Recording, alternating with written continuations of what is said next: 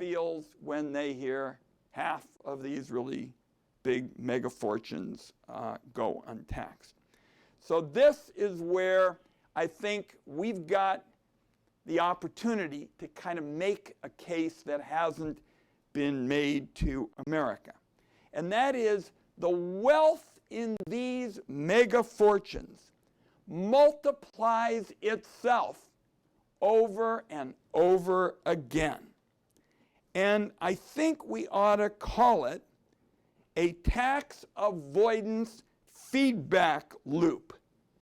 And the mega fortunes get bigger and bigger, and they are propelled, they have this kind of jet propulsion behind them, by the favorable capital gains tax rules that go overwhelmingly to the top 1%.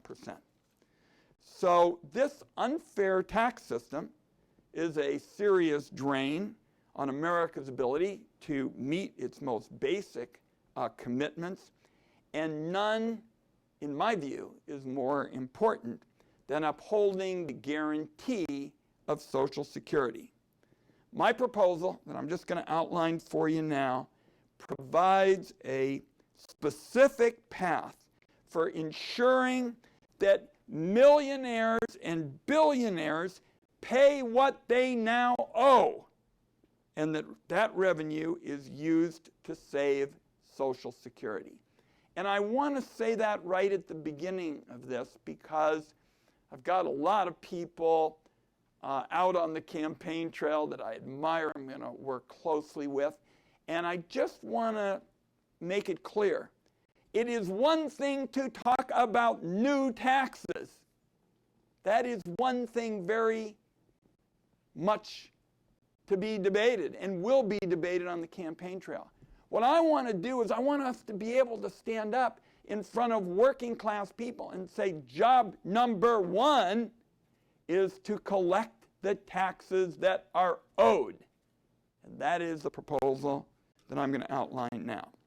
Our proposal comes down to two key changes: equalizing the tax rates for capital and wage income, and ending what I think is an extraordinary scandal, little known, and that is the benefit of being able to defer paying your taxes, particularly your capital gains taxes.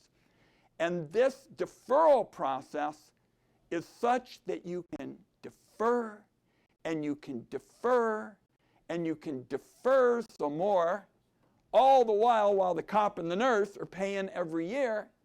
And then if you decide to just keep deferring, maybe after you pass, you hand your winnings over to Johnny and Mary, and they just keep doing the same thing. So you can have generation after generation doing this. So you start with wages and wealth being taxed at the same rates, because we ought to close the book on the trickle-down fantasy era. Today, 70% of capital gains goes to the top 1%. In other words, up on that economic pyramid that I described, where the air is pretty hard to breathe, the top 1% gets 70% of the capital gains. So it's clear that giving them a break is a break for a very small number of people. And there isn't much evidence that it's productive economic policy. The failure of the Trump tax handouts to corporations and the ultra-rich, in my view, ought to end the trickle-down discussion. So it is time to treat wages and wealth the same way under federal tax law. That said, that alone is not all that we ought to be focusing on as we try to make sure that people pay what they actually owe. A real fix requires addressing what I consider the least known big tax ripoff, and that is tax deferral. The tax deferral is the primary way that the ultra-rich get their money's worth from tax avoidance artists. It allows them to delay tax bills indefinitely potentially until they can pretty much vanish. It's not fair to anybody else, and it has to be a priority for tax reformers in 2021. We're going to debate a lot of things between now and 2021. But I know when I was just home for town hall meetings and I'd tell people, you know, how many of you pay taxes every month? Everybody raises their hand.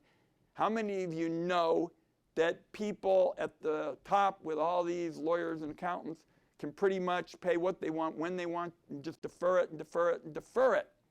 And people just kind of, look slack-jawed at you because they knew that there was a lot of unfairness, but they didn't know about something quite that stark.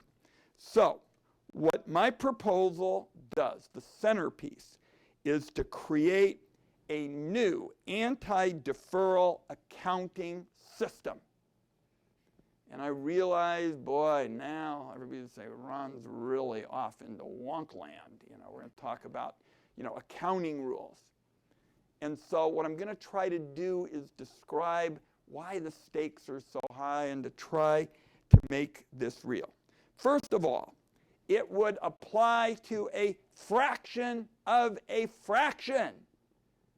I can tell you the tax avoidance artists, they're going to be out there saying that this is going to be pretty much the end of Western civilization, and if you're a middle-class person, you better hang on to your home and your retirement account and your family farm and all that. My proposal does not apply to that and to the middle class in any way. Not in any way. Should I repeat it again? I think I've made my point. Doesn't apply to the middle class. It applies to the top 0.3 of the top 1% of earners. Nobody else. The new system requires the mega wealthy to pay tax each year on gains from easily traded assets like stocks and bonds. In down years, they could take losses.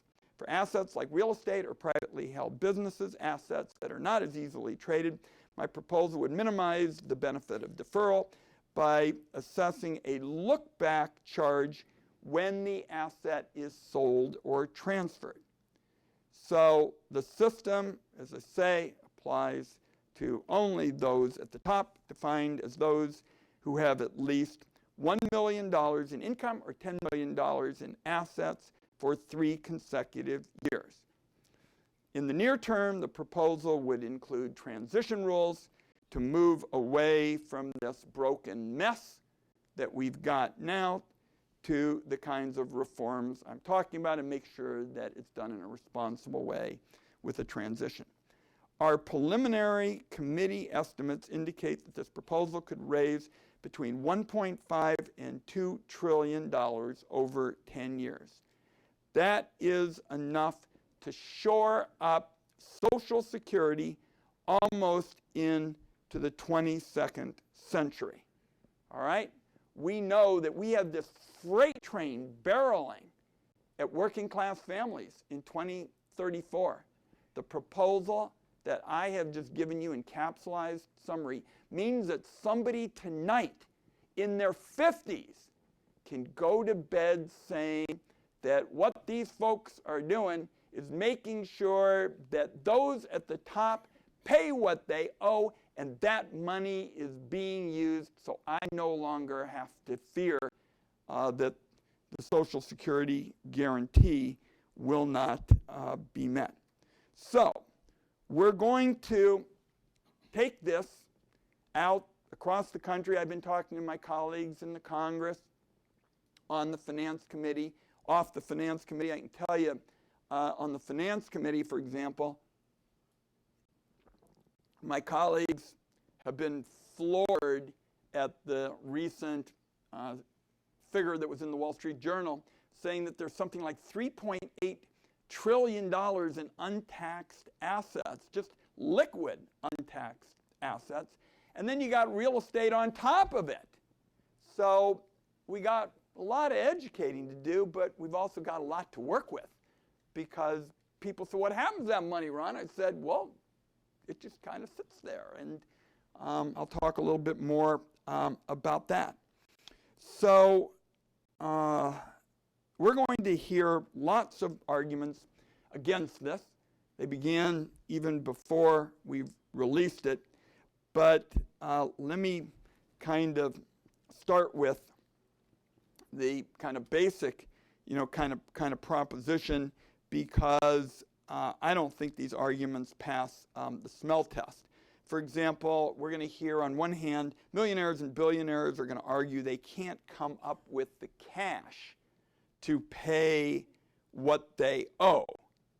They're going to make that argument, while on the other hand, they're going to argue that having to pay the tax chokes off their ability to have all these job-creating activities going on, their generous investing, and keeping their trickle-down system going.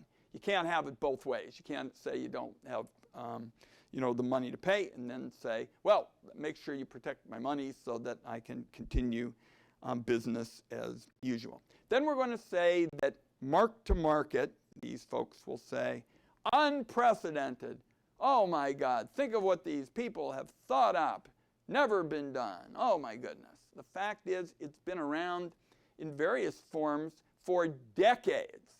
It's applied to Section 475, if you want to talk about it. We can talk about that one.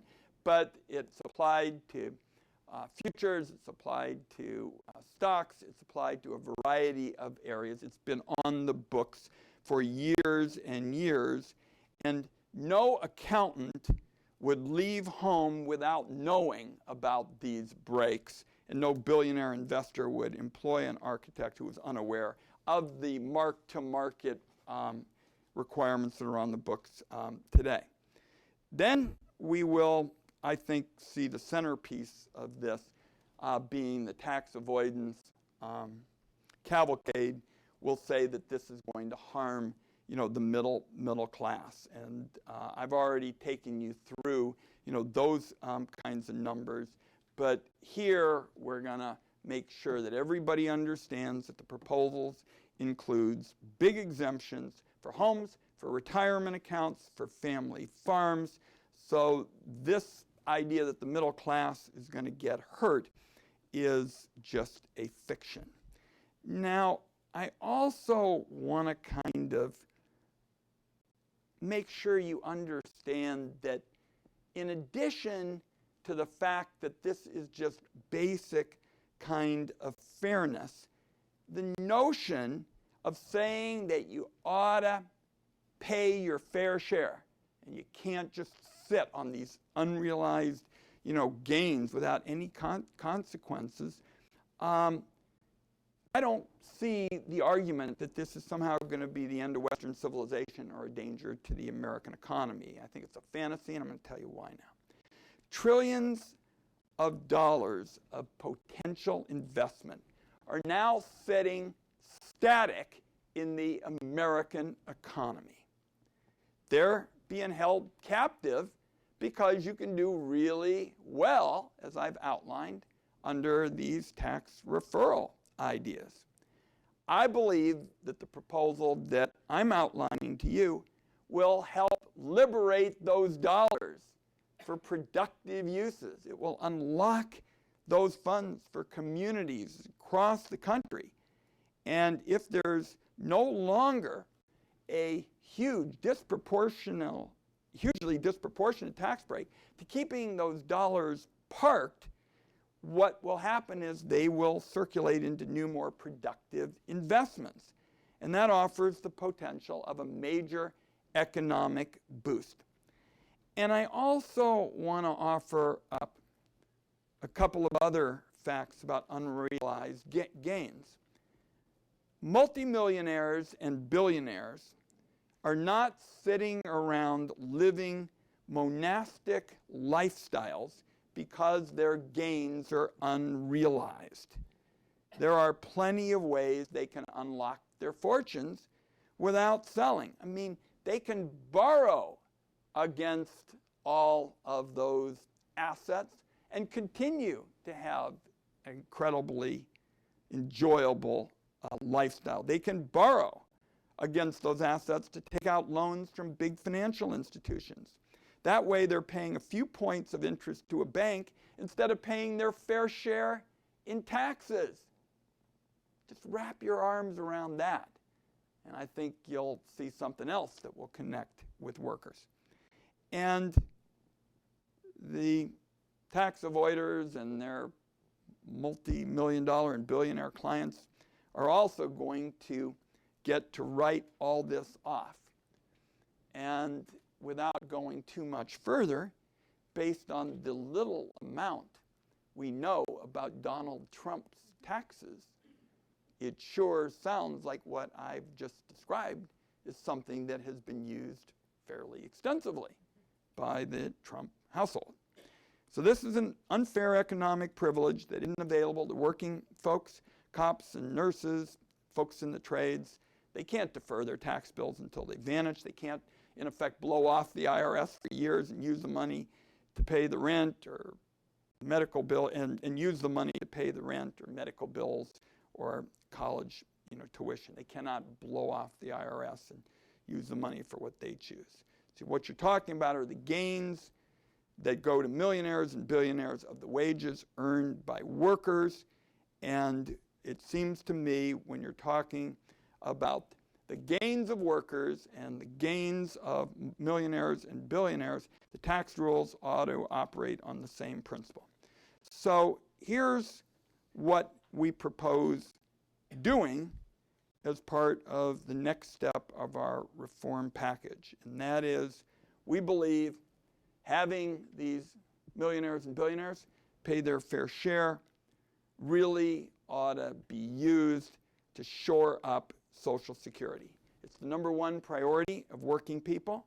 There isn't a middle class in America without it.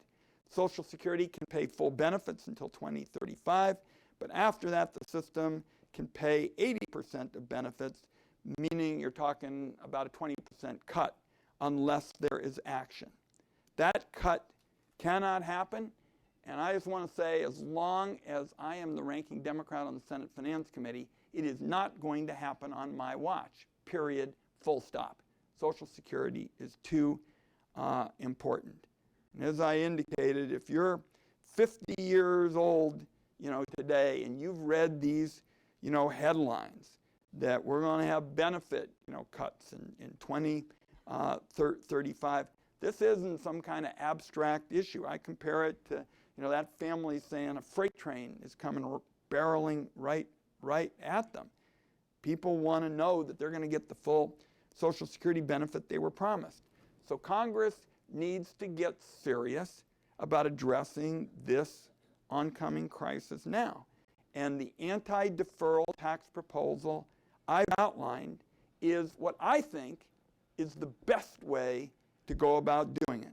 The goal is to create a tax system that finally treats ultra-rich tax avoidance folks, their lawyers, accountants, the people who benefit with them, from the same principle that applies to everybody else. You pay your fair share every year, and it has the benefit of protecting the Social Security guarantee as well. I've been talking for some time since I got on the Senate Finance Committee about this tale of two tax codes in America. I can't think of a better time to create a tax system that works for everybody, one system, than right now. People have seen what the consequences of this are. They have seen some of the most powerful people, in the country misrepresent and out lie about taxes. I was in the White House and Donald Trump said point blank, people like him shouldn't get a tax cut. He had a whole big group of Senate finance members.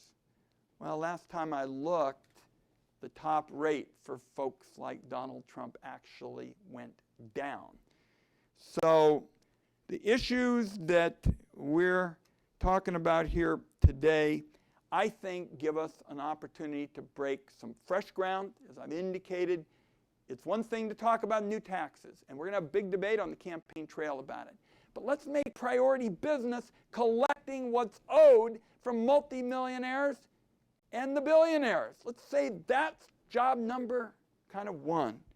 So thank you all for having me. So many good things in terms of trying to help families and seniors and the vulnerable have started in this room, have started in CAP, and I thank you for the chance to come, Neera, and to all the CAPers, and just look forward to working with all of you in the days ahead. Thank you. Over there? Good. Thank you so much, Senator Wyden. All right. Just sit right over there. We have time for a few questions. I'll ask one or two, and then we'll take questions from the audience before the next panel. So you talked briefly about, you referenced a town hall you'd recently had, and I would love to hear from you how, when you talk about taxes and the tax code with your constituents, what do you hear most from them, and what do you hear most from them about the unfairness in the system? I think, Neera, folks, working families can smell the cheating at the top. I mean, it has gotten so out of hand that I think they've really caught on to the scam. And I think there are a lot of ways you can describe it, but I think they do understand that there's a double standard here. Mm-hmm. There's one set of rules for them that's mandatory, there's another set for everybody else. And I think it would be fair to say, if I walked into a coffee shop this afternoon in Coos Bay, Oregon, a town on the South Coast that I love, I think it'd be fair to say not everybody is up on tax deferral and the various things we're talking about.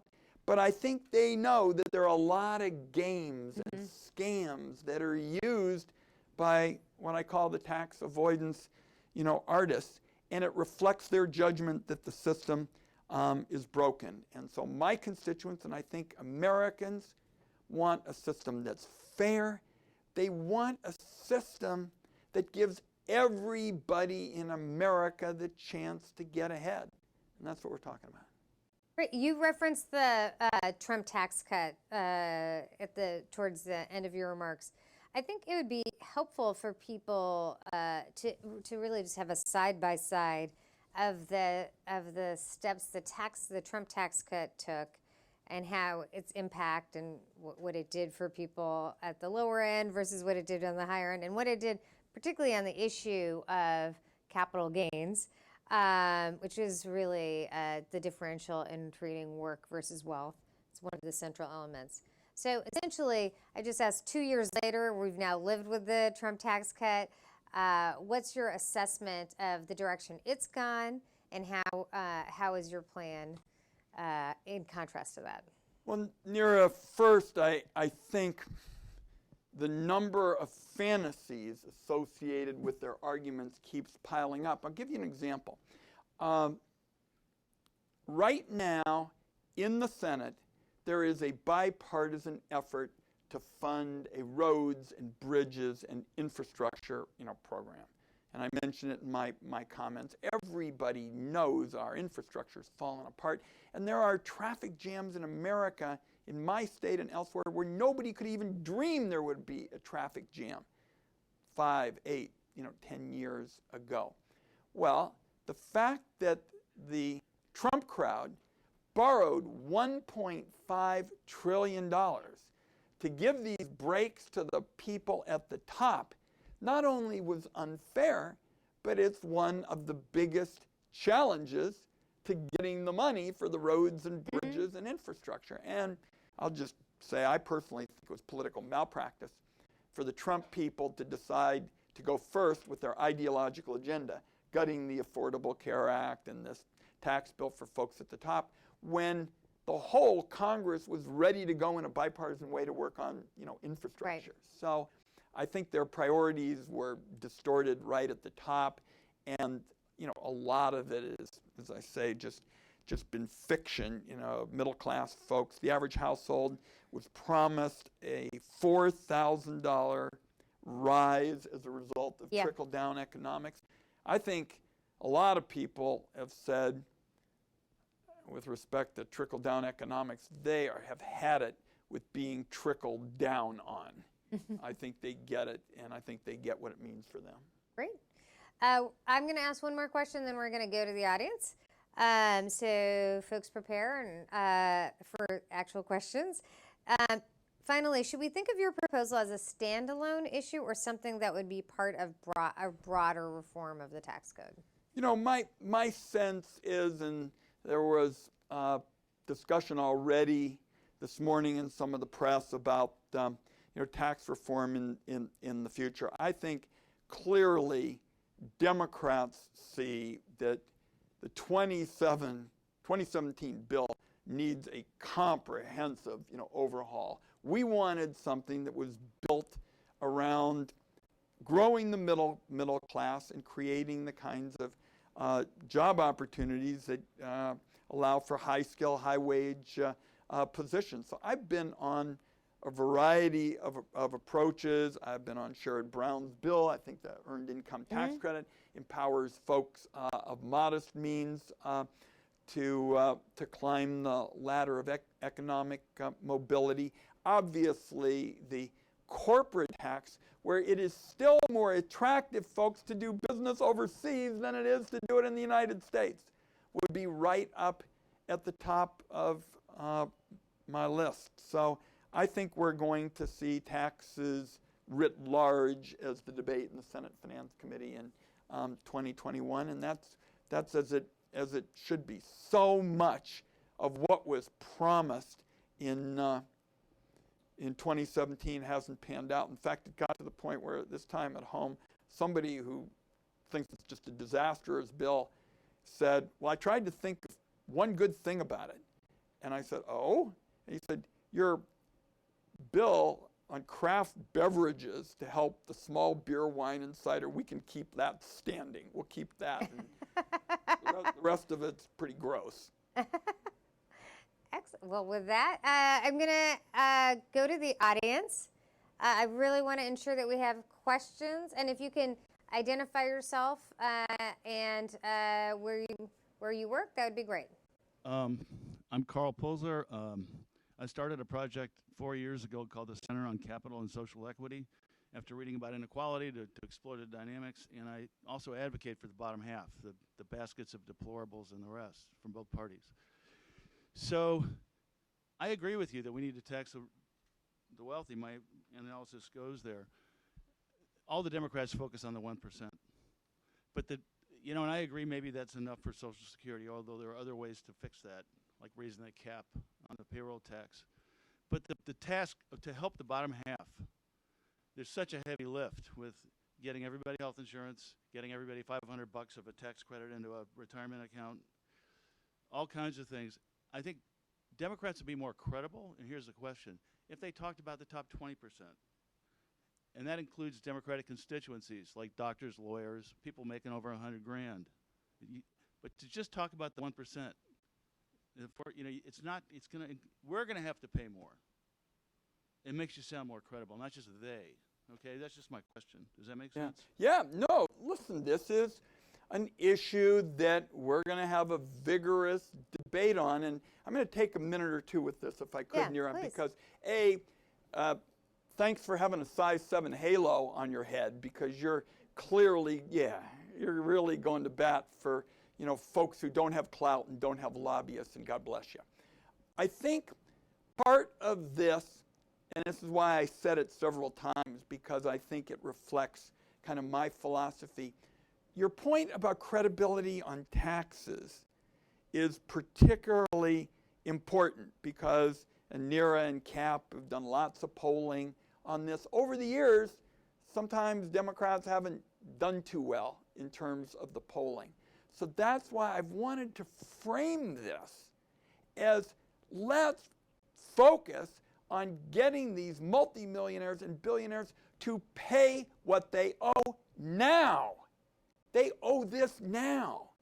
And then as we unlock these assets, and part of what has driven me, and your question is a very good one. We could spend hours on it and kind of talking through, all of the ramifications, the implications on unlocking $3.8 trillion. And remember, this was not some left-wing, publication. The Wall Street Journal had it, in the friggin' front of the paper. That is an enormous sum of money to do the very kinds of things that I think you and I and people who share our values want to see done. So if you want to get some credibility, and I deal with this in the Finance Committee all the time. For example, Senator Grassley and I put together, defy the odds, a major prescription drug reform bill. Nobody thought we could do it. Basically, it has specific language backed by a Republican to stop price gouging. The companies don't have to go along with everything, but if they price gouge, they are going to lose their subsidies. And I thought that was a good credibility builder. And our senior advocates and others went out to the grassroots. Now, other people have different views, but I think it's fair to say that while our proposal is a start, Speaker Pelosi took our two big things out of a bipartisan bill. One was our out-of-pocket cap for seniors under Medicare who don't have it, and second was penalties for big pharma when they gouge seniors. She seems to have a little different version, but all the progressive folks said she picked up on an idea that we got Republican support for. So I'm thinking about exactly what you're talking about all the time, and a big part of my thinking is if we want to have credibility, let's start by saying these multimillionaires and billionaires who really are a fraction of 1%, they ought to pay their fair share. Let's come right out of the box and say that.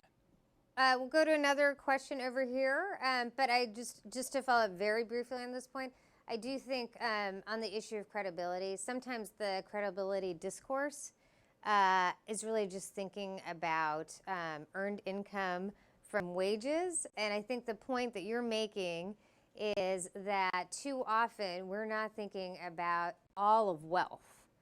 And because our tax code, as you said, is really, one is designed for income derived from work and another is from wealth. And so I think what's been really fascinating about the debate over the last year or so, and particularly crystallized in your report, is how many problems you could solve if you taxed wealth in a different way than we've taxed it before. So I just want to plug it. It's not a small step you're talking about. This is a big, important, big, bold step that would fund not just Social Security, but many other things as well. So we have one question over here, and if you could just identify yourself. Thank you very much, Senator. Getting you're ready to run for one of the open Senate seats. I'm a federal retiree whose taxes went up thanks to the Trump 2017 tax bill. Thinking to that process in which it could be argued that those wealthy accountants and millionaires were in the back room actually writing that bill up until the last minute, and at least one senator, then Senator from Kentucky, it was reported that a change was made and he benefited by some $20+ million, and he ended up voting for that bill. So this is my question. So imagining a world in which the Democrats have a majority in the Senate and the House and in the White House, how do you foresee a process to get these bills and tax changes in a transparent, public, with hearings? How do you envision, or do you envision that as a public process? You're being way too logical, and heaven forbid that logic, break out. Last week, I had my 950th open to everyone in Oregon town hall meeting. This was a pledge that I made to my state because I think particularly in a Citizens United world, And like a lot of Democrats, I want to throw Citizens United. This is a Supreme Court decision that basically says that the rich person's checkbook is exactly the same thing as the poor person shouting to everybody on the sidewalk downstairs, which is, an absurd, judgment. So there are going to be a lot of areas we're going to want to reform. But I will just tell you, I, as the ranking Democrat, and my colleagues on the Finance Committee are going to make it clear. We're going to do the hearings. We're going to have openness. We're going to have transparency. We're going to have accountability. And this kind of has been my hallmark of my public service. I value this more than anything else because this is a time when people have, understandable frustrations and anger about government. And one of the biggest reasons is they don't even get a chance to be heard. They don't get a chance to be heard. And I know that, a lot of those special interest, lobbyists are taking people to various resorts and stuff playing golf. I just finished a big round of town meetings because I share your view. Excellent. We have time for one last question over here. Just again, identify yourself, please. John Cummings. Wealth taxes have been tried in a lot of countries, and they've failed in most of those countries. They've overpromised what income they would deliver and under-delivered on that and basically been withdrawn. I think what you're proposing is a great 19th century idea, but in a global economy where money is much more fungible, you're really setting, I think, a system that isn't really going to work. Also, you seem to be pointing to... Can you ask us a question? Yeah, so the question is, it sounds like you don't simply want to tax real income, but you want to tax unrealized income. It's not And the question. deferred. Well, is that true? So you wish to tax, so someone in 2007 who had X amount, $10 million and $11 in the market that crashed 50%, that money disappeared. They never saw it. Never was real income to them. Well, a couple of points. I don't take a backseat to anybody about thinking about economics with a global kind of perspective. I come from a part of the world where 1 out of 5 jobs revolves around international trade. The trade jobs often pay better than do the non-trade jobs. So everything about my views on economics is not about just selling blueberries from point A to point B. It's about global economics. That gigantic hoard of money, much of it is generated not just by local kind of sales, it's generated in global markets.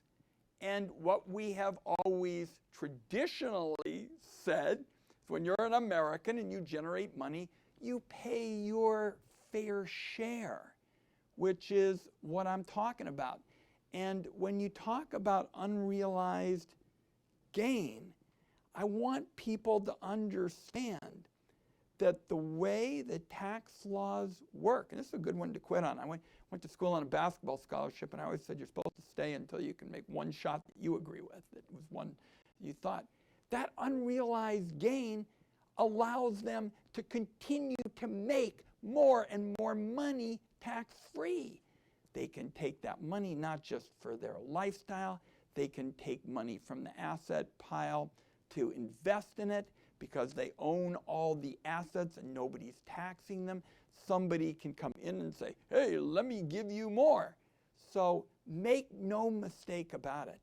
Because you have tax deferral, you have a constant income generating feedback loop day in and day out. And if you really want to think about it in a way that it's only 11 o'clock, this will spoil your lunch. If you really want to think about it in its most insidious form, you can pretty much get out of paying taxes indefinitely and hand it off to the next generation, and they can go back to the same thing. So I appreciate your willingness to dig into the details. And for those of you that are gluttons for punishment, we really welcome you're doing exactly what the gentleman is talking about. We have in the white paper, as we call what we're doing today, an opportunity for you to give your thoughts and your details. Tiffany Smith, I think, is floating around somewhere from our, did I see a hand? She's our tax counsel. I tell everybody, don't call her nights and weekends, but make sure you get us your input. And the reason I put all this time into doing this is we've got a year and 2 months, essentially, to get this right. Okay? Your ideas are welcome. Your suggestions are welcome. That's true for everybody else here. And you're going to have some terrific panel members talk to you in greater detail about some of these questions. So I want to say a deep thank you to Senator Wyden for this really important contribution to the tax debate, and that we look forward to working with you, and also, most importantly, how this contribution is part and parcel of all the work you've done on a range of issues, from healthcare to prescription drugs to the environment, where you're really putting the needs of working families at the center of your focus. So thank you so much.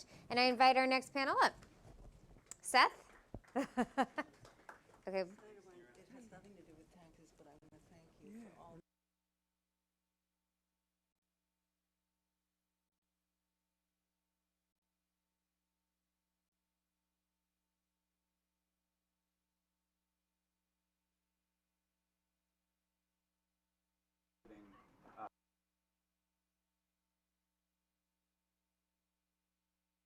Reform at finance.senate.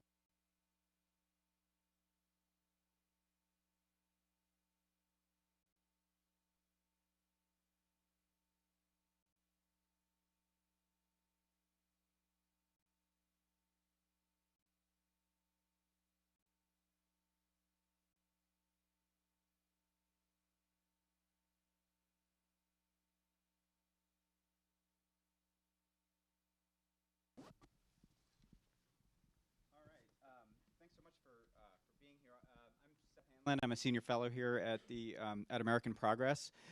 Really excited that we had the chance to host this event with Senator Wyden, and we have a really terrific panel to discuss what we just heard from him. All of them are tax and economic policy experts, and also very good friends and colleagues of American Progress. So I'll introduce them in order. So Indivar Dutta-Gupta is Executive Director at the Georgetown Center on Poverty and Inequality, where he leads work to develop and advance ideas for reducing domestic poverty and economic inequality, with particular attention to gender and racial inequality.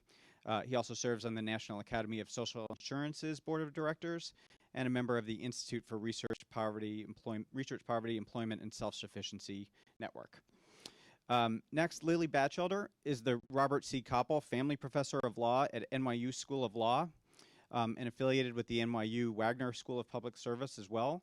She served as Deputy Director of the White House National Economic Council and Deputy Assistant to President Obama. And prior to that, Majority Chief Tax Counsel for the Senate Finance Committee.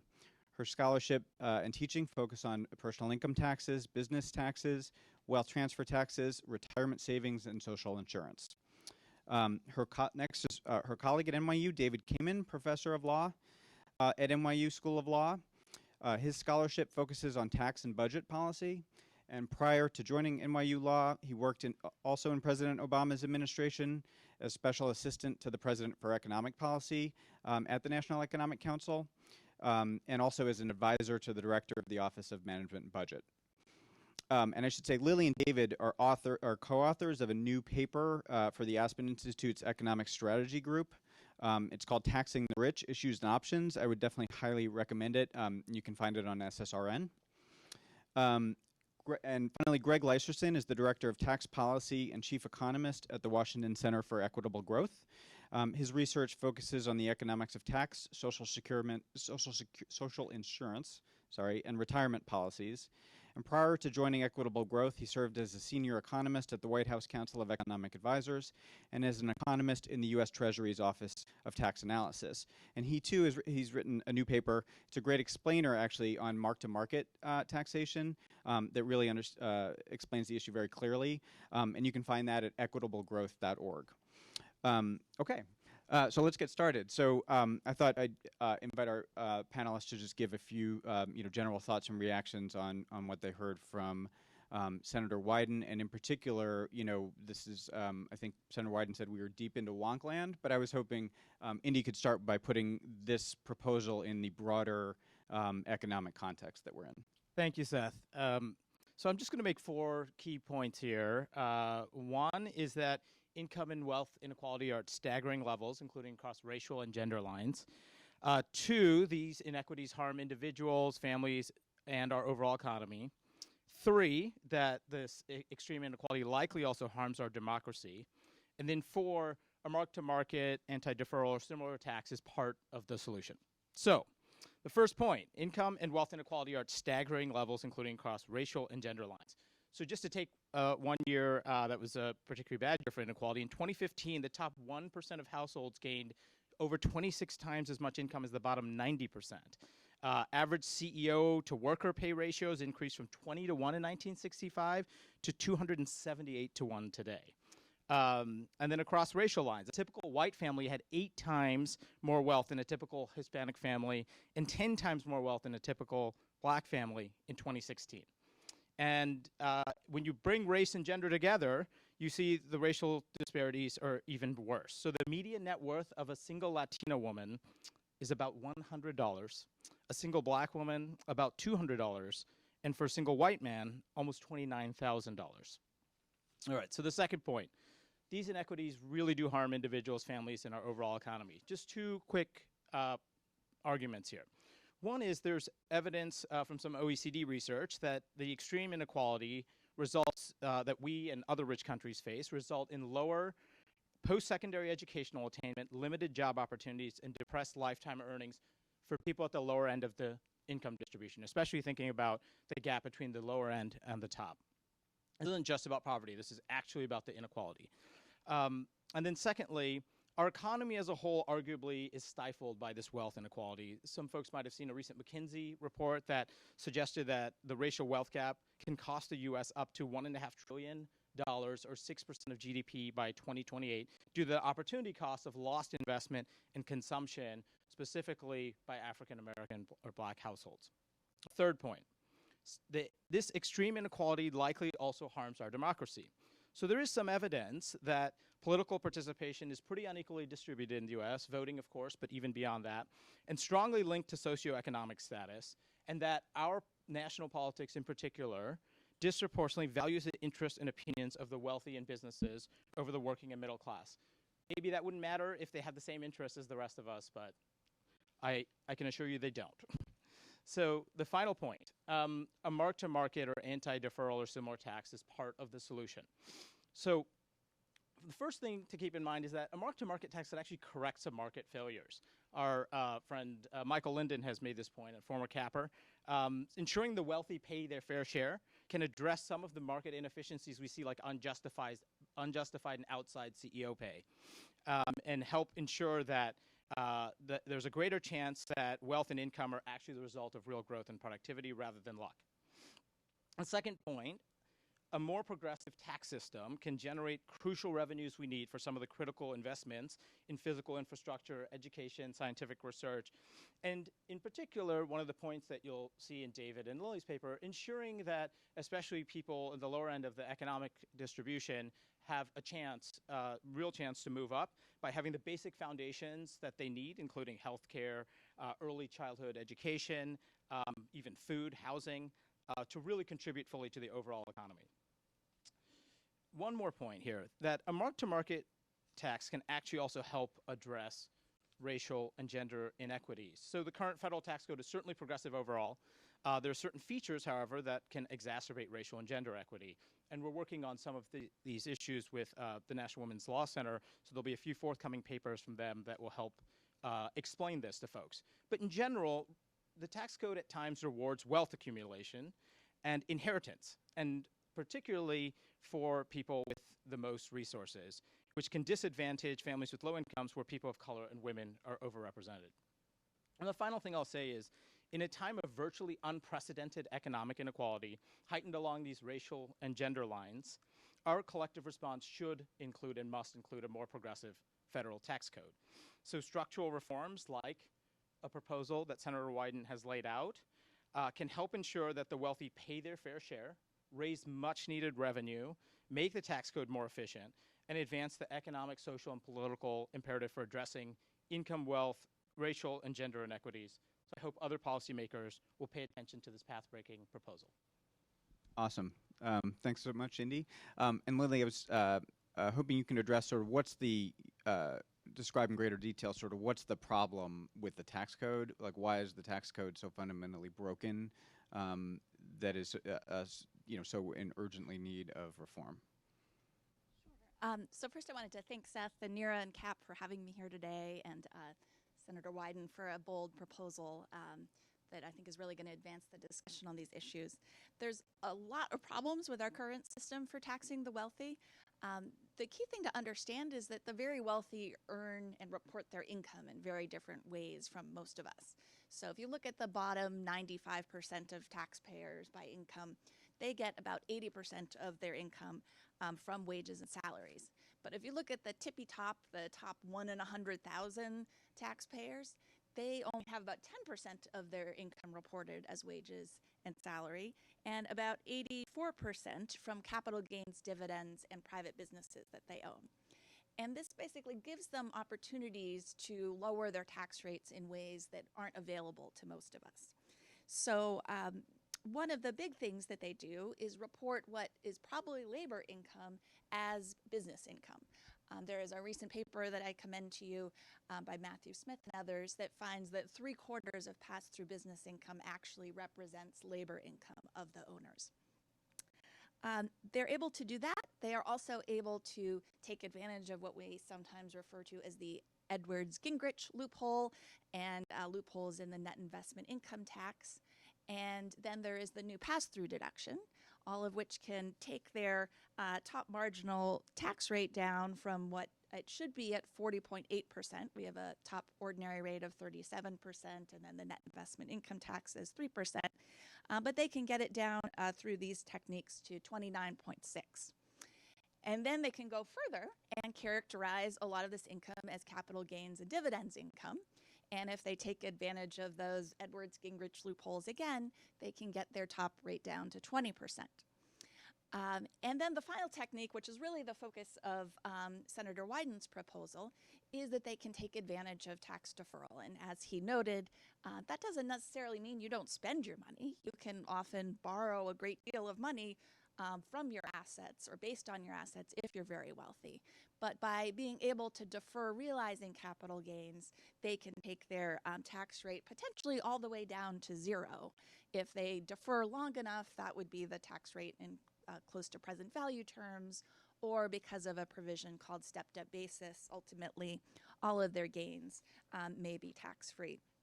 So to give you a sense of scale, about 40% of the wealth of the top 1% is in accrued and unrealized gains. So that doesn't even show up in tables about how much income the very wealthy have. And 2 recent papers have estimated that the wealthiest realize less than half of their accrued capital income and therefore reported on tax returns in the current year. So all of this means there's a really complex patchwork of rates that is available to the wealthy and not available to the rest of Americans that ranges from anywhere from 0% to 40.8%. And I think this is one of the main goals of this proposal, is try to reduce that patchwork and make the wealthy pay at least at the ordinary rates that we would expect them to pay based on the tax brackets. So one obvious way to do this would be to raise the capital gains and dividends rates so that they're the same as ordinary income. And the issue with that is that if one did that on its own in isolation, it's possible that you would actually lose revenue. And the reason why is because of the great tax benefit of tax deferral. So the wealthy, if you started taxing capital gains at, say, 40%, might defer realizing those gains for so long that the fisc would actually end up with less revenue than if, say, the rate was 30%, which is what roughly speaking, JCT and the Treasury Department estimate as the revenue maximizing capital gains rate. So one way to deal with this would be to repeal the provision referred to as stepped-up basis that forgives all tax on capital gains that have accrued at the point of bequest. It's unclear how much that would raise the revenue maximizing capital gains rate. There's one estimate by the Tax Policy Center that it might raise it to 50%. But that still would not fully get at the problem. And so if one really wants to equalize the capital gains and ordinary rates, the best solution is to start looking at provisions that reduce or eliminate the tax benefits of deferral. And I think this is why Senator Wyden is looking at this proposal and advancing it, and I'll turn it over to others to get into the details. Nice. So, David, how would Senator Wyden, his proposal, address the flaws that Lily just laid out? So first, thanks for having me and for this great event and for being able to talk about what is a bold proposal by Senator Wyden. So a few points as to how a proposal like this helps address some of these key problems in the tax code. First, it makes sure that income doesn't disappear. And right now, a significant share of the income of the very top does disappear. It simply never gets reported on the 1040. Senator Wyden and Lily have referred to the statistics about the share of wealth that is simply accrued, so like actual income that has gone untaxed. There was another recent study looking at estate tax returns and then comparing those returns to the income tax filings made in the years up to that estate filing a return. And it found that the very, very wealthiest in the country seemed to be reporting a rate of return on their assets that was less than half of the market rate of return. And in fact, most evidence suggests when you look at the actual amounts they're making, they tend to make better, not shockingly, the very, very top, tend to make better than the average rate of return. So most of their income simply wasn't showing up. Now, when it comes to market, it makes sure that the major ways in which they make that income not show up on the return will show up on the return. So if you have a publicly traded asset, it will show up in the year the income gets made. If you have an illiquid asset, it shows up in the year that you sell it, and with a charge to make sure that you pay for the deferral of the tax. And importantly, it would also close the loophole, and it's a huge loophole right now, that combines deferral, allowing you to defer your gain, with entirely wiping it out, as Lily was referring to, at death, which is why we simply don't get a lot of that income in the system right now. Now, importantly, that combination, making sure that people with publicly traded assets pay up front, making sure those without pay eventually and are charged for the deferral, means that you're going to get a significant reduction in tax planning. And right now, as Lily was referring to the degree we increase rates on capital gains, you end up getting more planning that results, meaning that people can avoid higher rates. If we simply tried to increase the cap gains rate to the ordinary rate, you'd get more of it. It reminds me of a tax lawyer I was talking to the other day who deals with real estate. Folks tend to be at the top of the income spectrum in New York. And he was noting that, of course, and people know this, the game at the top, you never sell. You never sell a piece of real estate. You roll. To the degree it changes hands, you roll it over. There are ways to roll over the gain so you simply don't pay on it. And that kind of planning, which could become even worse if we raise rates without changing the base, that kind of planning would go away. Another kind of planning that Lily was referring to that this would help address, since we can now strengthen that base, is the significant planning that occurs where you can shift your income between different rates, and especially the top rate and the lower capital gains rate. Right now, we are unable to really effectively bring those rates closer together or significantly closer together, simply because the capital gains base is sufficiently porous that if we simply increase the rate without changing the base, as Senator Wyden is proposing to do, we have the potential of simply leading to even greater gains of the kind that I was just describing when the real estate folks simply don't sell. But with this base now much stronger, it means that we can raise the rate, and then other gains that we have in the system, a classic that people sort of have in their heads is carried interest, where, the private equity and hedge fund managers shift over into a lower capital gains rate, though it's really just their labor. Those go away. And the proposal by Senator Wyden, which would bring the rate up to equalize, would address that. Final thing I wanted to say is, to my eye, and I know this goes to a question that was asked before, this is very much a 21st century proposal. In fact, I think we do have to worry about what happens with capital going across international boundaries. One of the lessons of that is if we focus on more effective taxation of the individual, don't focus on where the income is, focus on who the individual is. Because turns out most people want to still be United States citizens. And you can impose an easy exit tax if they try to give up their citizenship. It is harder, though we should definitely do more about it, when dealing with corporations. And I think that when it comes to Senator Wyden's proposal, it focuses a tax on the very top end that makes it much harder to escape, and you actually can't escape it by simply trying to report profits in, Ireland or whatever other low tax country you want. And so I think it also helps address some of those games as well. Thanks so much, David. And then, so Greg, do you want to address some of the potential economic effects and the revenue effects, and how should we think about those in the context of this proposal? Thank you, Seth, and thank you to CAP. It's a pleasure to be here today. I'll quickly touch on 3 different issues. First, the revenue potential of the tax. Second, the economics of tax avoidance. And finally, some of the ways in which this proposal builds on existing structures and principles that are already reflected in the tax code. So first, on revenues, right, the revenue potential of something like this is quite large, and that's for 2 reasons, which basically combine 2 points that Indy and Lily made.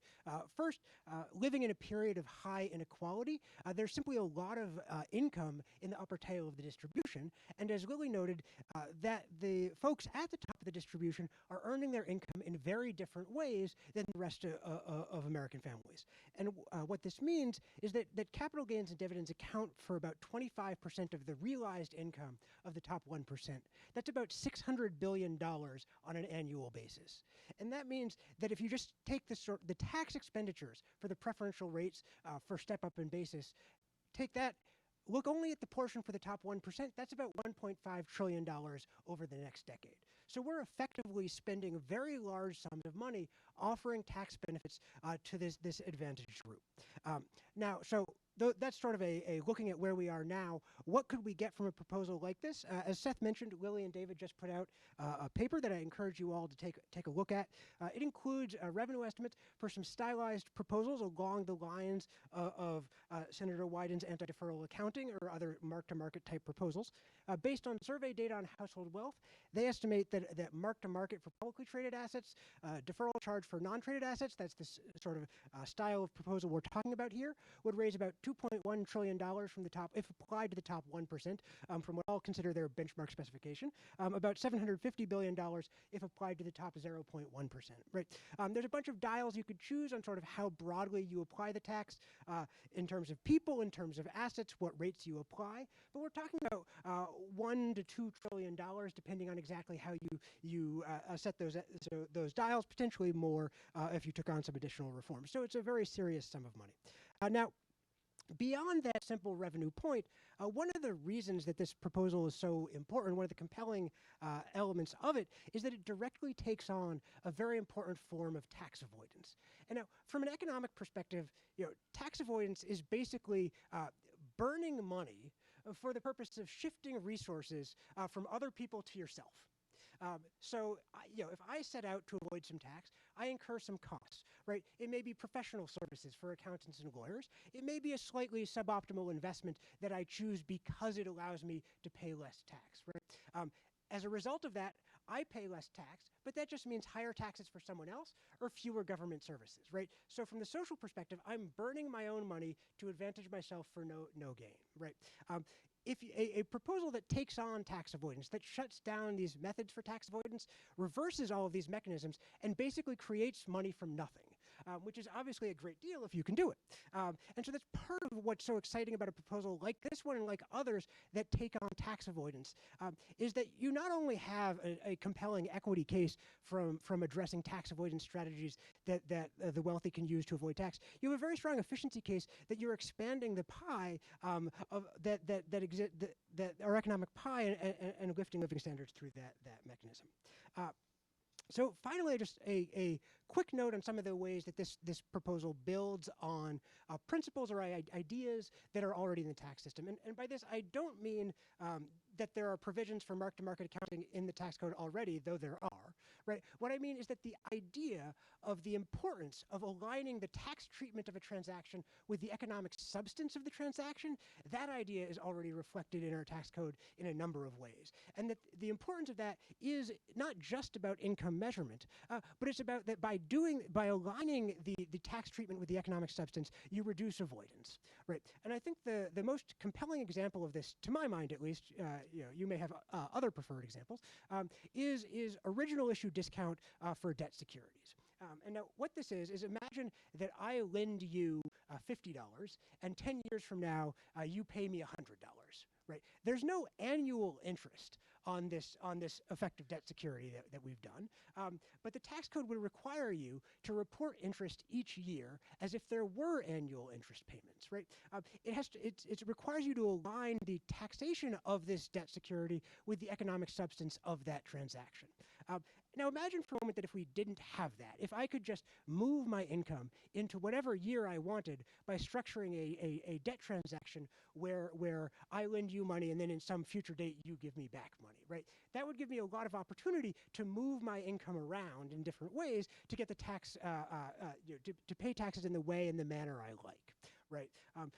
So we have these original issue discount rules that shut down those types of strategies. You can think of the anti-deferral accounting proposal, mark-to-market deferral charges, all of these as ways of aligning the economic substance of capital gains income, so aligning the tax treatment of capital gains income with the economic substance of that investment income. And so in a sort of similar way, reflecting these ideas and principles that are already there, we require accounting that reflects the economic substance and shut down tax avoidance. And with that, I'll turn it back over to Seth. All right, thanks so much, Greg. So I was hoping that we could, Senator Wyden's proposal, I think it's hard to overstate like how bold and pioneering that this proposal is, but it's also not entirely out of the blue. So I was hoping, that our panel could sort of put in perspective the development of this idea and where it is and how Senator Wyden is moving it forward. So first to build off of what Greg was just describing. So this is a major step forward in the tax code. At the same time, as Greg was saying, the problem of people trying to put off, for instance, getting cash in order to say that, I really did have an income, but just don't pay it to me, is an old game in the tax system. And in fact, we have a whole system that shares a certain word with the senator's proposal called accrual accounting, which was developed for big businesses to make sure you couldn't actually play those games. Now, this takes a step forward in that this then applies those same kinds of principles to transactions in property. But as Greg was saying, we've already done that with some kinds of property. During periods of really high interest rates, people were playing all kinds of games with debt.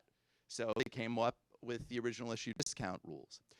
It's not just that it's building on ideas that are already in the code that help try to shut down these games. It's also building, I think, on a set of intellectual work that, frankly, has been developing over decades. This is a long-standing and known weakness in the tax code. So just to give a shout out to some of the folks who I think have really pushed this forward, for instance, there was a proposal by David Miller on mark-to-market taxation, who I believe is in a room and a leading New York tax lawyer, of addressing this several years ago. Eric Toder and Alan Viard of AEI and the Tax Policy Center had a proposal in the context of the corporate income tax. Ari Glogauer has worked on a proposal that tried to apply the retrospective tax. And so I could go on naming, because this has been a long-standing set of discussions in the tax world about how we try to solve this. And I think the key thing is it's a known problem, and now we have a leading policymaker in Senator Wyden, who is now proposing that we do something about it. So obviously there's a lot of focus on how to raise revenue, especially with the levels of inequality that Indy discussed so well. How to raise revenue from the wealthy. How should we think about this proposal comparatively against other approaches to raising revenue and taxing the wealthy? I think it's complementary to a number of them. So, for example, there are proposals to significantly increase ordinary income tax rates. And if we did that in isolation, you could create even greater incentives for people to shift their labor or other ordinary income into pass-through businesses and characterize it as capital gains. And so I think there's an important way in which, if we're going to raise ordinary rates, we should be thinking about seriously restructuring the taxation of capital income and capital gains as well. Just to put this in a little bit of the context of the wealth tax, which is another sort of noted proposal in this area, right? I think you can think of wealth taxes and tax on investment income as an economic matter as basically two different ways of trying to get at the same thing. They're both looking to the relative under-taxation of capital income. One approaches it from the wealth side, one approaches it from the side of the income from wealth. Right. But why does wealth have value? It has value first and foremost because of the income it's expected to generate. So these two approaches are basically different ways of getting at the same thing, right? They differ on some of the finer points. They differ in sort of how they treat uncertainty and risk a little bit. And they also sort of tend to be proposed in slightly different ways in terms of whether it's an incremental reform to the existing income tax system or whether it's a additional tax on top, though you could design both types of proposals in either way. So I think there's an important sense in which the major reforms to investment income taxation and the proposals for wealth taxation should be understood as sort of attempts to get at the same kind of idea in terms of taxing wealth. I'll just add, I think the central shift in thinking here is an appreciation for the fact that in economic and political terms, inequality itself has contributed to our lack of sufficient revenue. So I mean that in two ways. One is we obviously know politically that it has arguably allowed people to, it's not just that people are sort of playing games and cheating. The rules are rigged in such a way they don't have to cheat, right? So that's one way it's the case. But the other is, take the Social Security example. One of the reasons why Social Security is not projected to be able to pay out as much as it would otherwise in a couple decades is the fact that we've had so much inequality in wages and earnings, right? So a lot of the proposals there that we've seen lately, which I agree with Greg and Lily, are sort of complementary in many ways, similarly motivated. I think they're sort of grabbing onto the central insight here that to raise adequate revenues, we sort of have to take on the wealth, which allows for some political power, and the excess income of some of the people at the very top. Add one other thing. There's if the comparison is to a wealth tax, I agree with Greg that there's sort of parts of a spectrum, and there's a lot of interesting ways to create a hybrid of the two. For example, the Netherlands has what they call a dual income tax, and they basically impute a rate of return that is taxed each year on a large swath of assets, which are mostly publicly traded. And so they're not exactly doing mark to market. It's in a sense more like a wealth tax, but they're calling it an income tax. You could also imagine doing that, which is a wealth tax, and then saying that's a withholding mechanism for an accrual tax, more along the lines of what Senator Wyden's proposing. Got it.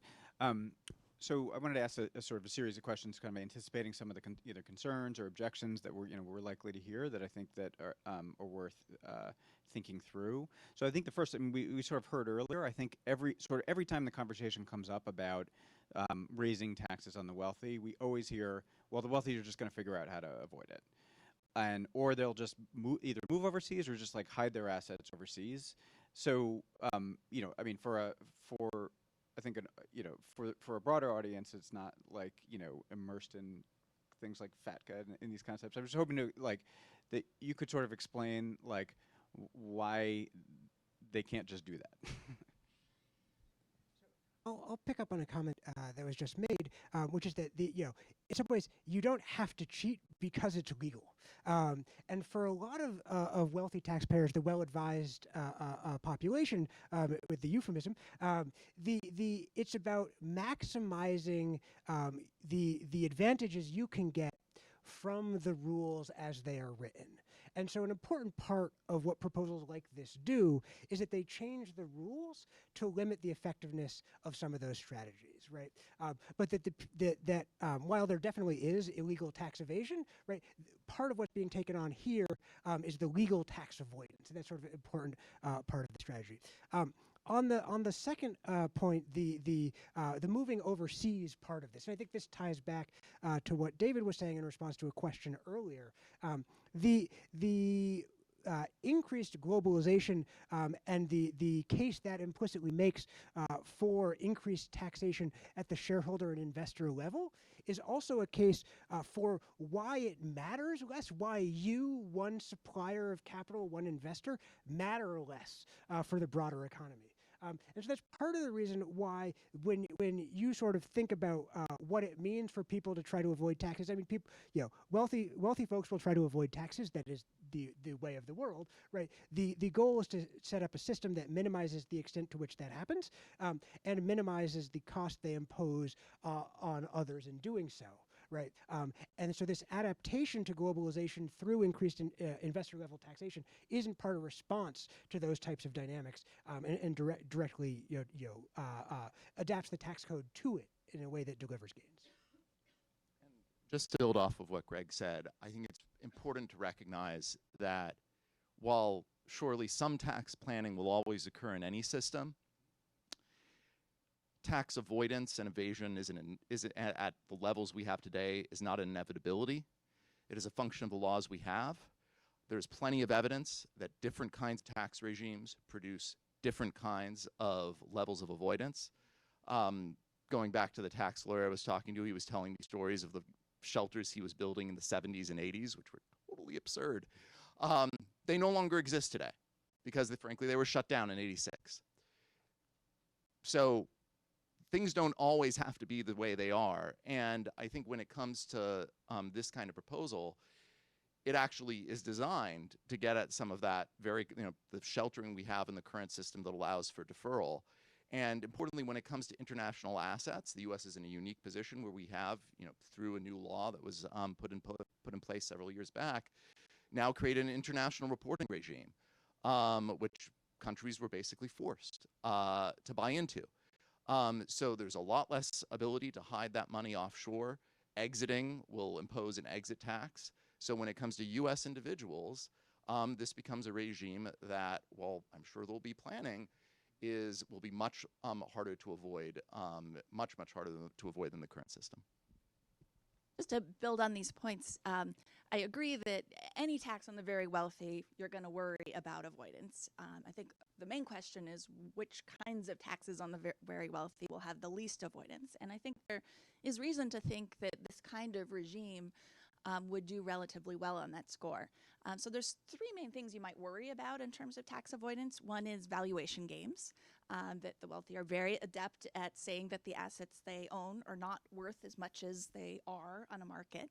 And Senator Wyden's proposal deals with this issue well because either if it is a publicly traded asset, we actually know the value and that's taxed annually, any gain or loss. But if it is not a publicly traded asset, then he waits until there's a market transaction. And so then you actually do know what the value is, and then he would impose a deferral charge to reflect the time value of money of not having to pay the tax.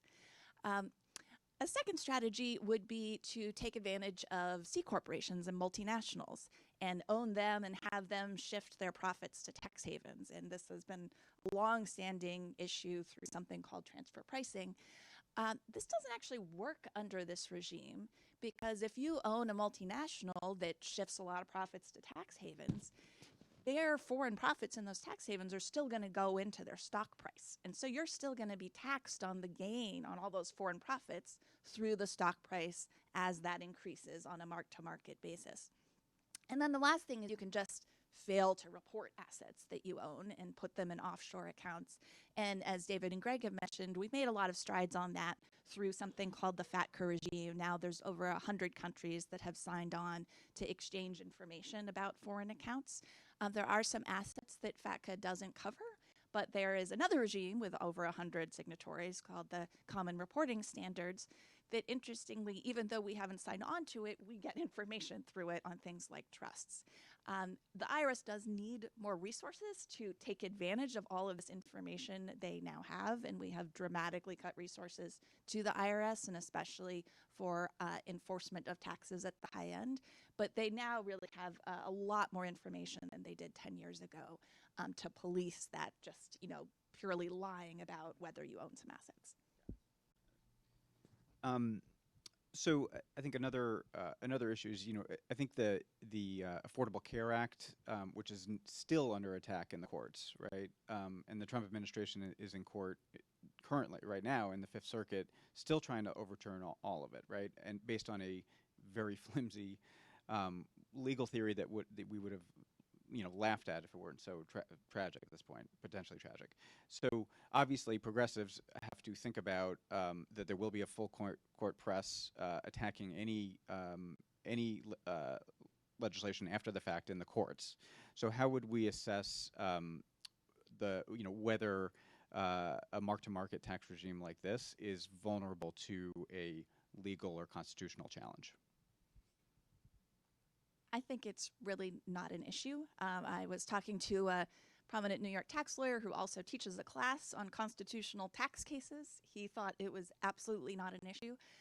The way that it is sometimes raised is there is a very old case, I think from 1920, Eisner v. Macomber, that said in an obscure context that you needed to have realization to have income. And the reason that mattered was because we obviously, the constitutionality of the income tax is clear under the 16th Amendment, but there's another provision in the Constitution that is very vague about, that says direct taxes have to be apportioned among the states. And it's very unclear what a direct tax is. At the Constitutional Convention, somebody asked, well, what exactly do we mean by a direct tax? And the notes say, nobody answered. So so you have to jump through a lot of hoops to take this old Eisner v. Macomber case, say it's not income, and furthermore, it is a direct tax. And then the other issue is that Eisner v. Macomber has basically been gutted by the court since then.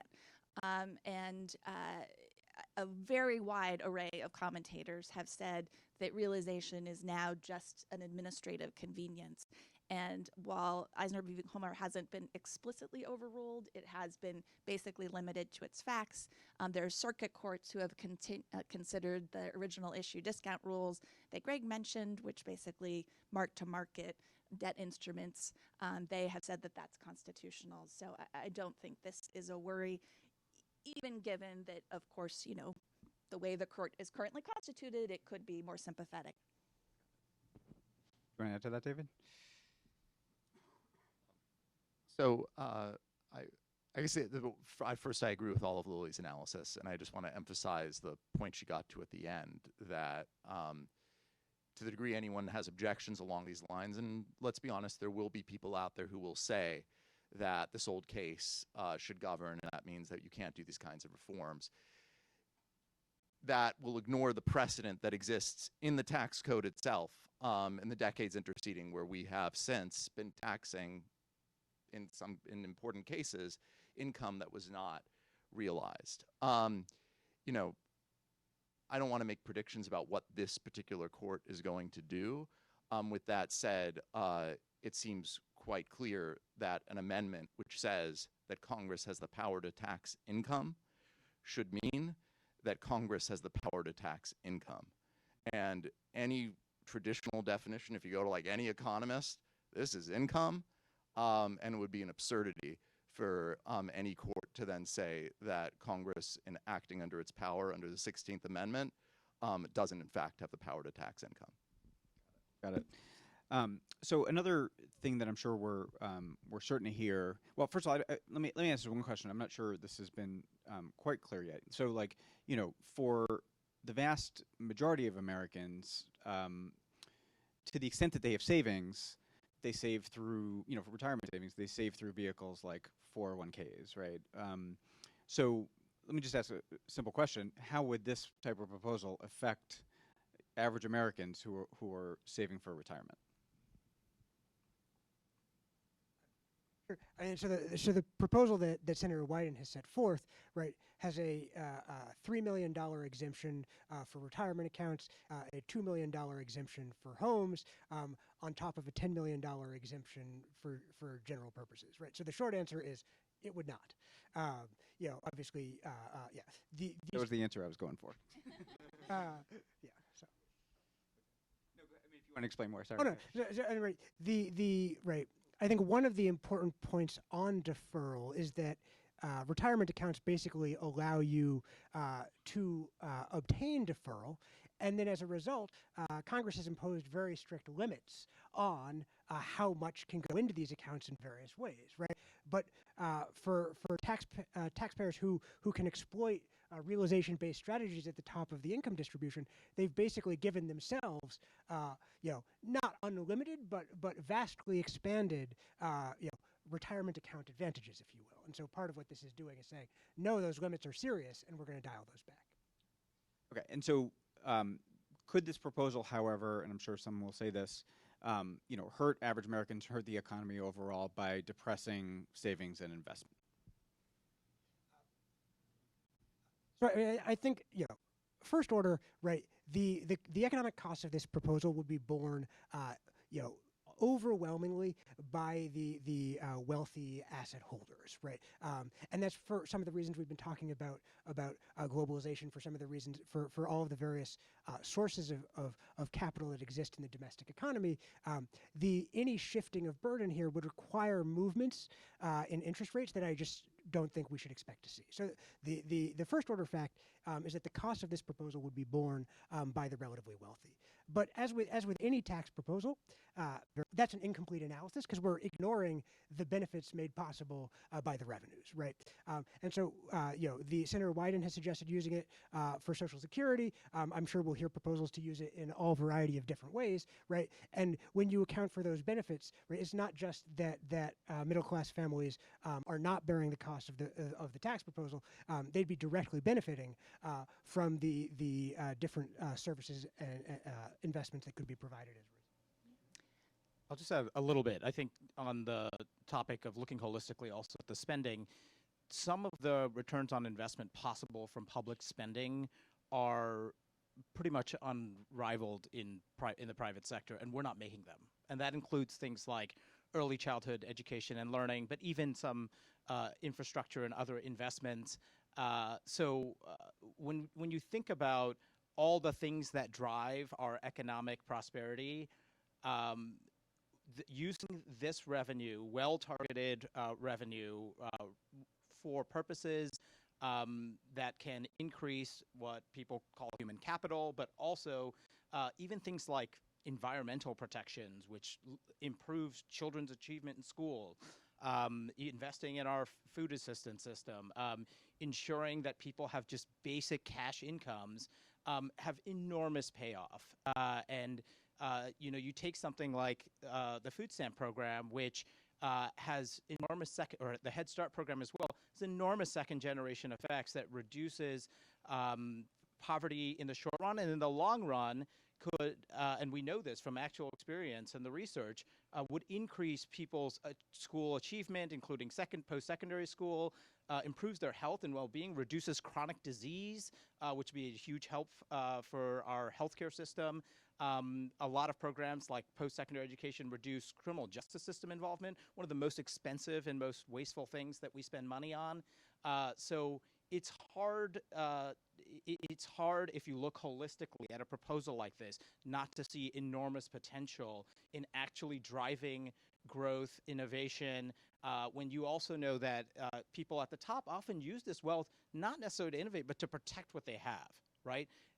A lot of innovation happens by younger folks who don't have that kind of wealth. And we can use this revenue in ways that actually do more to promote economic growth. Just add to that I think it's important to remember these points that India is making about what the revenue would be used for. But there's actually surprisingly little evidence that people's savings and investment behaviors responds much to the tax rate. Part of that is because of offsetting income and substitution effects. It depends how people make savings and investment decisions. But even if it did somewhat reduce savings and investments, you also you have to think what that savings and investment is going into. And so one thing is the revenue could go to very socially beneficial programs. The other thing is that deferral creates what's called a lock-in effect. It creates an incentive to hold on to assets that are underperforming purely for tax reasons, because you don't want to pay that tax on the accrued gain. And so it has systematic effects of distorting savings and investment away from its highest and most productive use, and reduces economic performance as a result. And this is a reason why people on the left and right, a lot of commentators agree that we should repeal stepped-up basis for this reason. This accrual tax proposal is sort of another step along that path. It's would repeal stepped-up basis effectively, but it's also repealing deferral advantages that create that lock-in effect. So I guess ask one more question, because we definitely want to leave time for audience questions. Well, one specific question. So I think, one thing that gets raised, right, the stock market goes up and down, asset prices go up and down. So presumably the revenue from a mark-to-market, a tax system that's based on accrual would go up and down, from year to year. Is that a concern? So to my eye, no. At least certainly when it comes to the federal government. The federal government's revenues go up and down all the time. They vary with the economy. That actually is a good thing. So when the revenues tend to go down when the economy grows slower, and recessions tends to actually strengthen the economy. Here, when people take losses when the stock market goes down, and to the degree people are interested, like, you would be able to presumably offset your losses against prior gains, for instance. That does not strike me as a problem. In fact, again, that probably on net tends to be a good thing. So, I do think that there would be a set of questions around how states would adapt to the system, and whether they would choose to use the mark-to-market system or not. For state budgets, it's a very different thing, given their balanced budget rules. And so some of the volatility could be problematic. But a tax analyst actually made the point to Lily and me the other day that from, for instance, even the state perspective, there could be some significant benefits, even with the volatility, simply because unlike the United States, states are much more subject to really high-income individuals building up their wealth and then moving out of the state. Say you're in California, and you are in Silicon Valley, and you move to Nevada. When you choose to sell your stock, they can lose a lot of their tax base as a result. This would avoid that problem for states like that. Ah, interesting. That's very interesting. And so finally, Senator Wyden, this is this is a white paper, fairly detailed, but not yet legislation. What input would you get? And he's actively soliciting input on the proposal as he writes it. What input would you? What do you think the most important things or most important input you would give him on this proposal? I'll build off what Lily said. Enough resources for IRS enforcement. I think that we need that anyway. We've needed that for a while. And directive, too. Some folks have probably seen the ProPublica analysis showing that the IRS spends more time going after EITC applicants in some of the poorest counties in the country, disproportionately African American, than they do going after some of the highest income tax units in the country. So I think I would be very strong on ensuring that the IRS has what it needs to make this work, and it has the directive to make sure that it can do the job. I think one interesting design question is going to be how to design the exemption, and I would tend to lean more towards a wealth-based exemption than an income. This is the exemption that limits the mark-to-market system to the super wealthy, right? Yes. Okay. Yeah. So Senator Wyden has said this would only apply to the top 0.3%, 3 in 1,000 people, and the white paper says that it would be an income and assets test, and I'm glad assets is in there, because I would worry a little bit if it was just income, how much people can gain, the definition of income to avoid that threshold. I think the other interesting thing is how to phase in the regime above that threshold, and I was glad that he said there would be a phase in. If you just sort of abruptly said once you cross $10 million of assets, you're suddenly in this regime going forward, full stop. You could create really big incentives to try to avoid that $10 million asset threshold. So, so I was glad that there would be a phase into that. So I plan to do some careful reading, honestly, because I think this is a really exciting proposal, but one where I also need to do some thinking. In terms of where I'm reading, and I think as Senator Wyden and the Senate Finance staff have already done a lot of thinking, anytime something gets a different treatment, you have to see if the different treatment would really end up with a different tax result. Where it does, that's an opportunity for planning. And it's clear this, on the whole, reduces those opportunities a lot. But things that I want to think about are for those who aren't on the mark-to-market system, what the deferral charge would be. And I think they actually asked for feedback there as the appropriate one.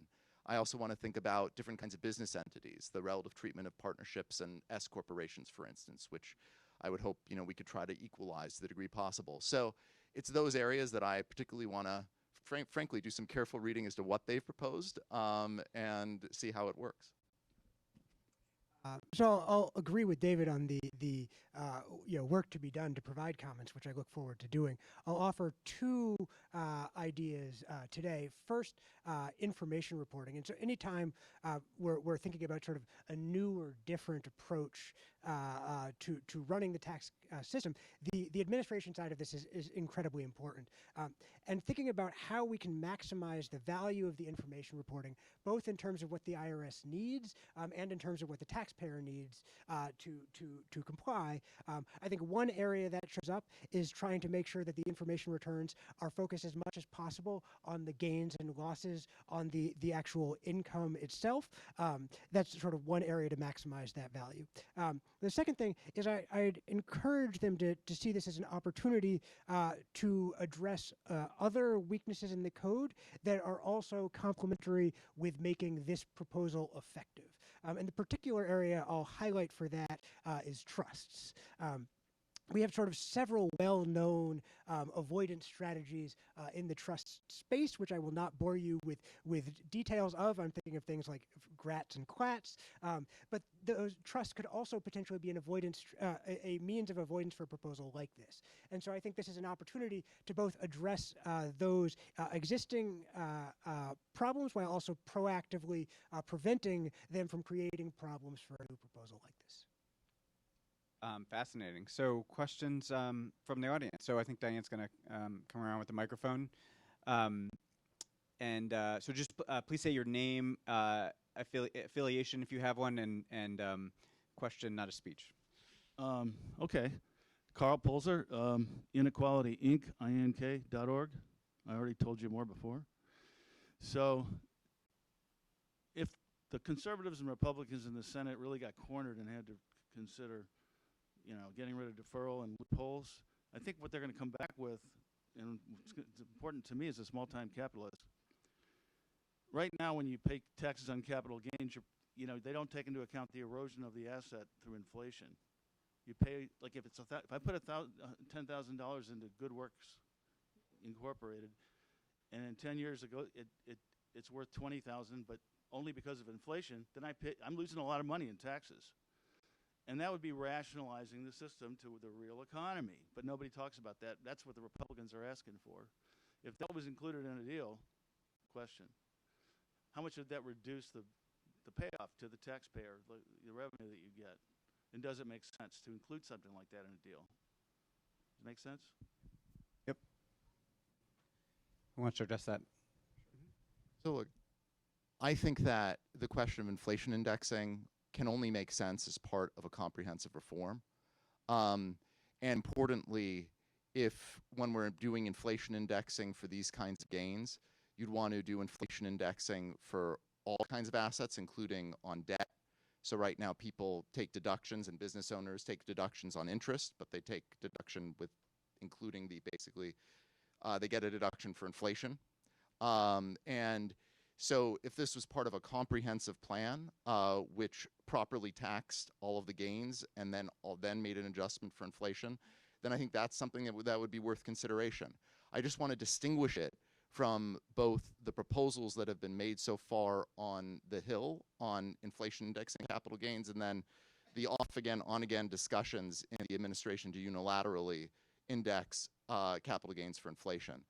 Those are one-off proposals that would index only part of the system, a part of the system that already gets a preferential rate, with one of the justifications for that preferential rate being the fact that inflation is included.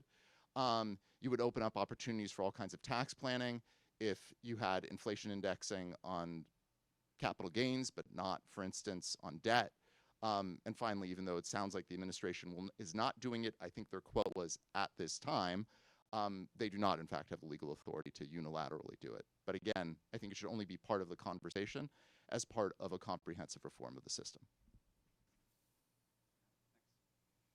David's written a extensive paper on the legal issues with unilaterally indexing inflation that I definitely would recommend with his co-author, Dan Hemmel.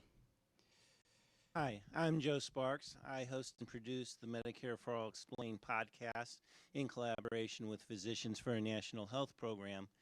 And I see an elephant in the room when it comes to taxes, and that's healthcare costs. And I've talked to two economists, and one of the things they talk about is the private taxes of health insurance premiums, because you have to pay them.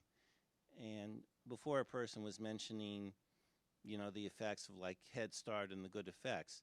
So my question is, he talked about using them for Social Security, but if we don't do something about healthcare costs, it's going to make the government go broke or substantially have to reduce Medicare. So how would you address that? And right now, families are really struggling with healthcare costs. And boy, if you get sick, it's unaffordable now for many people. People are giving up vacations, they're cutting back. So in terms of this, how would you address that? I'm not sure we have the time to explain how to fix the healthcare system, but it's a good question. I think you raise a particularly important point, which is, in a sense, people have to pay something like a tax for basically meeting this fundamental need, and thus a shift to public provision, even with taxation to fund that, doesn't necessarily really show up in making people's disposable income worse off, can actually make them much better off. And so I think, we're talking about sort of direct sort of federal taxes, but in a meaningful sense. I think you just underscored a valuable point, potential use for this revenue, other revenue. Just to be clear, the healthcare system as it is right now, Lily talked about the importance of transitions. I mean, the healthcare system as it is right now is so out of whack in spending that you need a very serious transition to something else, and you need to raise far more substantial revenues than even this proposal could.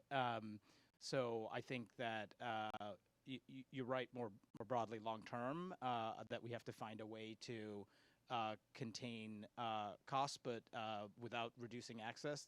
Just to underscore that, the sabotage of the Affordable Care Act, whatever you think about it, seems to have led to some increases in uninsured rate, despite us being in basically the longest economic expansion history, almost the longest as of last year, which is pretty astonishing and appalling. But anyway, hopefully that helps. Other questions here, and also my go to answer. Some of my colleagues have written about the issue. I mean, there's the bigger issues, but the issue of market concentration among healthcare providers, in the sense that some of the providers have sort of monopoly power in the market, and how that increases costs for consumers and for the government as well. So we're just work that we're actively thinking about. So, question back there, and then I'll get to you. Yeah, Ari Golgar, Ohio State Law School. I just wanted to follow up on the previous, or 2 questions ago, this interesting idea of this reform being seen as part of a grand bargain, so to speak, with different elements that could appeal to perhaps different constituencies or views.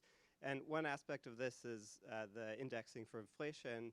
And I'm wondering how you think about a potential other aspect of this, which is the recent corporate rate reduction, which arguably increased the benefits from the realization rule and the stakes for deferral and opportunities for deferral. And maybe that toothpaste could go back in the tube or not, but is there a sense in which the corporate rate cut is leading us to a degree down this path of more fundamental reforms? I think that's an interesting question.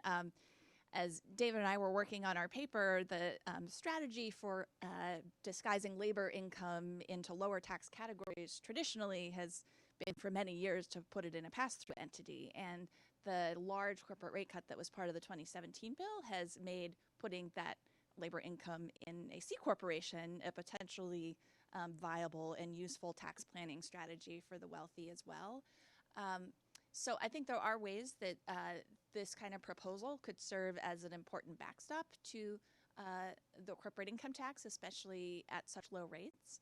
I also want to shout out to Eric Toder and Alan Viard's paper. There is an interesting question of whether to give credits for corporate taxes paid if one is being taxed on a mark-to-market basis at ordinary rates.